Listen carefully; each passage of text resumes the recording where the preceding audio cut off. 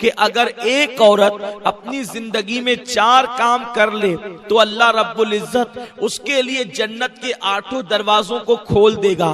آپ اندازہ تو کریں، یہ مخبر صادق مصطفیٰ کریم رؤوف الرحیم صلی اللہ علیہ وسلم کا فرمان ہے، اللہ 8 دروازے کھول دے گا، یعنی جنت کے 8 دروازے ہیں، 1-2 دروازے نہیں بلکہ 8 دروازے کھول دیے جائیں گے، جنت کے تمام دروازے کھول دیے جائیں گے۔ اور میرا اللہ فرمائے گا، اے خاتون، اے عورت، جس دروازے سے چاہے تو جنت میں داخل ہو جا، یعنی عورت کو روک ٹوک نہیں ہوگی بلکہ وہ جنت کے جس دروازے سے چاہے گی اللہ اس کو جنت میں داخل ہونے کی اجازت عطا فرمائے گا۔ لیکن شرط یہ ہے، ایک عورت اپنی زندگی میں 4 کام کرتی رہے، پوری زندگی وہ 4 کاموں کو استقامت کے ساتھ انجام دیتی رہے۔ اے خاتون جنت کی کنیزوں، بے شمار درود و سلام ہو میرے آقا صلی اللہ علیہ وسلم پر، ان کی اہل بیت پر، ان کے اصحاب و اطرت پر۔ اللہ اکبر!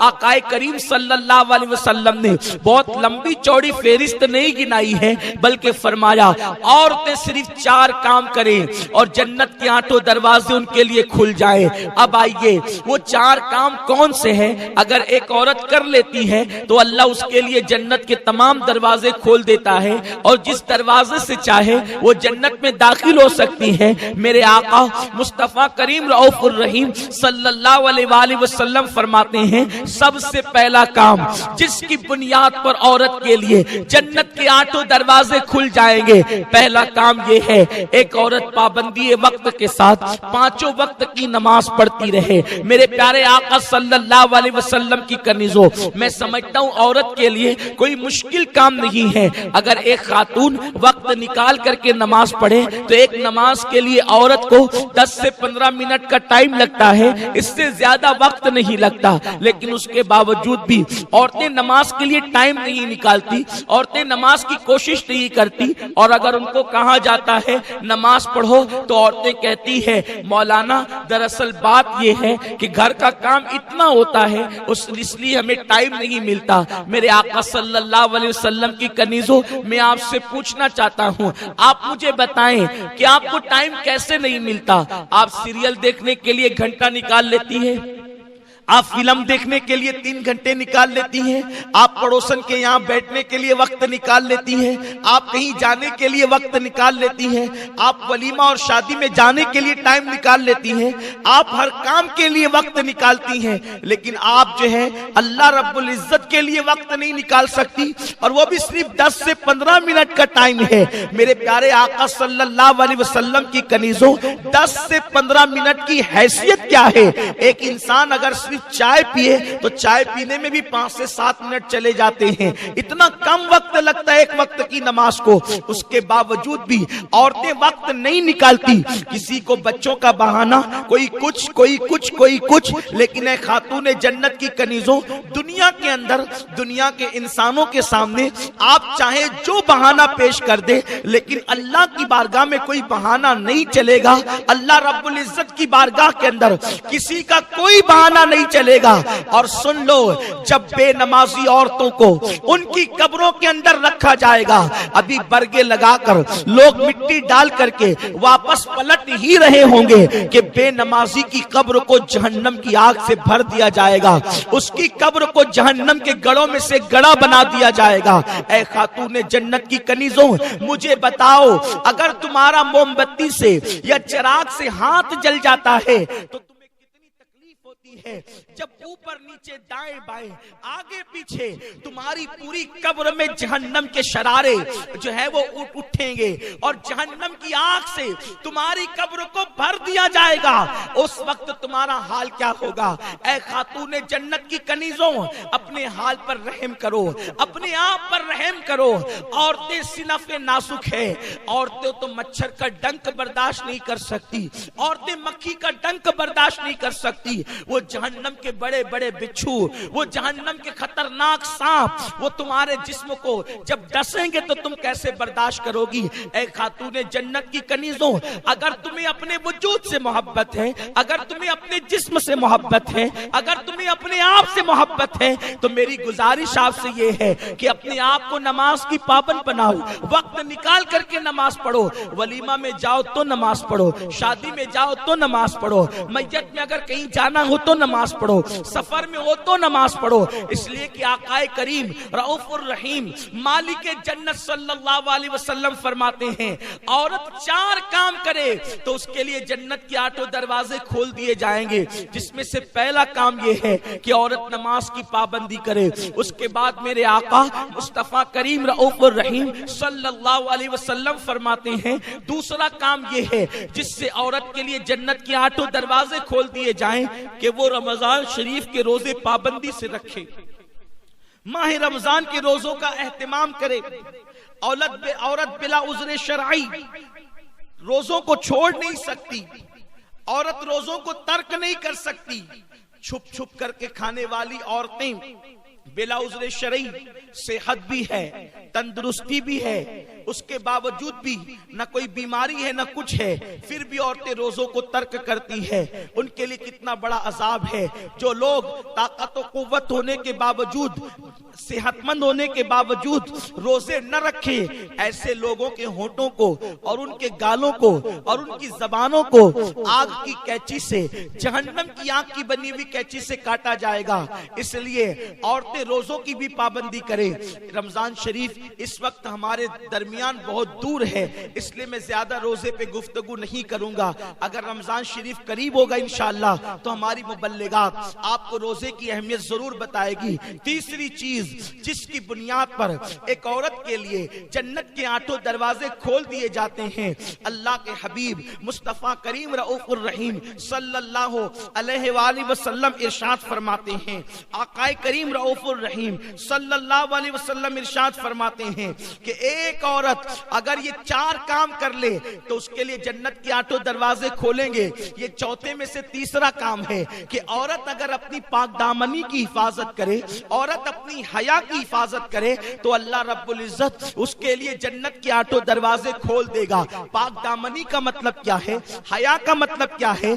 आजकल औरतों का हाल ये है, लड़कियों का हाल ये है कि वो बेपर्दा घूम रही हैं, अल्लाह अकबर, नामहरम मर्दों से बात कर रही हैं। बहुत सारी बच्चियों का हाल तो ये है कि वो सीरियल देखकर, फिल्में देखकर किसी मर्द से नाजायज ताल्लुकात भी कायम कर लेती हैं। फोन पर लंबी लंबी गुफ्तगू, नाजायज ताल्लुकात, महफिलों के अंदर जाना और इस मेकअप के साथ जाना कि वलीमे में मैं जाऊंगी तो लोग मुझे देखेंगे और मेरे हुस्न की तारीफ करेंगे। मैं शादी में जाऊंगी मेकअप करके तो लोग मुझे देखकर मेरे हुस्न की तारीफ करेंगे। छोटी आस्तीनों के कपड़े पहनना। ऐ खातूने जन्नत रदी अल्लाह ताला अन्हा की कनीजों, एक औरत के लिए सबसे बड़ी सआदत पर्दे की पाबंदी है। सैयदा कायनात मलका फिरदौस से बरी सैयदा फातिमातुज़ ज़हरा सलामुल्लाह अलैहा से पूछा गया, एक औरत के लिए बेहतरीन चीज क्या है? दरअसल बात यह हुई कि अल्लाह के महबूब सल्लल्लाहु अलैहि वसल्लम मस्जिद नबवी शरीफ के अंदर जलवगर थे।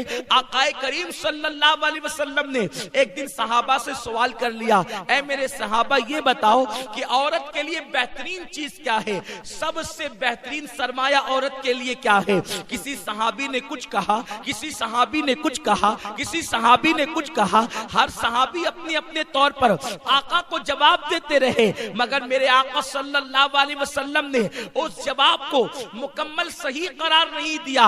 मौलाए कायनात शेरे खुदा अली के मुर्तजा अपने घर किसी काम से तशरीफ ले गए और जब घर गए तो सैयदा कायनात सैयदा फातिमातुज़ ज़हरा से कहने लगे, फातिमा, रसूल पाक ने आज हम लोगों से सवाल किया है, औरत के लिए बेहतरीन चीज क्या है, औरत के लिए बेहतरीन सरमाया क्या है?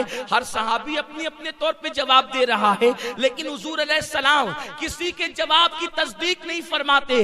जरा तुम ही बता दो कि औरत के लिए बेहतरीन सरमाया और सबसे बेहतरीन चीज क्या है? तो सैयदा फातिमा कहने लगी, ऐ अली, रसूल पाक से जाकर के अर्ज कर दो, عورت کے لیے بڑا سرمایہ یہ ہے کہ عورت نہ کسی مرد کو دیکھے نہ کوئی مرد کسی عورت کو دیکھے. یہ سب سے بڑا سرمایہ ایک عورت کے لیے ہے. مولا کائنات تشریف لائے. عرض کیا یا رسول اللہ صلی اللہ تعالی علیہ وسلم, آپ کے سوال کا جواب میں دینا چاہتا ہوں. آقا سے عرض کیا, آقا عورت کے لیے سب سے بہترین سرمایہ یہ ہے کہ کسی عورت کو کوئی مرد نہ دیکھے اور نہ کوئی مرد کسی عورت کو دیکھے, نہ عورت کسی مرد کو دیکھے. اللہ اکبر. اتنا سننا تھا, حضور کے چہرے پہ خوشی کے آثار ظاہر ہو گئے. فرمایا علی تم نے صحیح جواب دیا, لیکن پہلے یہ تو بتاؤ یہ جواب تمہارا ہی ہے یا کسی اور نے یہ جواب دیا ہے؟ تو مولا کائنات نے عرض کیا یا رسول اللہ میرے ماں باپ آپ پہ قربان, یہ جواب آپ کی بیٹی فاطمہ نے دیا ہے. میرے پیارے آقا صلی اللہ علیہ وسلم کی کنیزوں, مجھے بتاؤ ایک عورت کتنی بھی بڑی نمازی بن جائے, ایک عورت کتنی بڑی روزے دار بن جائے, ایک عورت کے ہاتھ میں رات و دن تسبیح رہے, ایک عورت روزانہ قرآن کی تلاوت کرے, اگر وہ مردوں سے نہیں بچتی تو وہ عورت کامیاب عورت نہیں ہو سکتی, وہ عورت بہترین عورت نہیں ہو سکتی.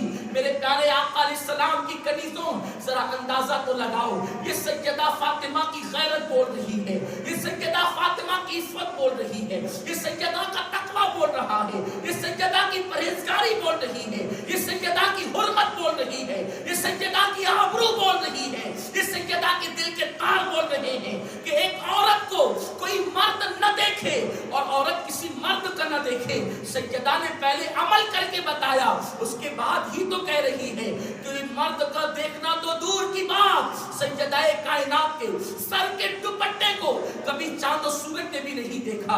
اے خاتون جنت رضی اللہ تعالی عنہا کی کنیزوں, تو میرے آقا صلی اللہ علیہ وسلم فرماتے ہیں اگر عورت اپنی حیا کی حفاظت کرے, پاک دامنی کے ساتھ زندگی گزارے, پردے کی پابندی کے ساتھ زندگی گزارے, اللہ اس کے لیے جنت کے 8 دروازے کھول دے گا. لیکن افسوس کی بات یہ ہے آج کل کی بچیاں فیشن کے نام پر آدھی آستین کے کپڑے پہنتی ہے. اس سے پہلے بھی یہ مسئلہ بتایا جا چکا ہے کہ کوہنی کے اوپر کا حصہ ایک جوان لڑکی اپنی ماں کو بلا عذر شرعی نہیں دکھا سکتی.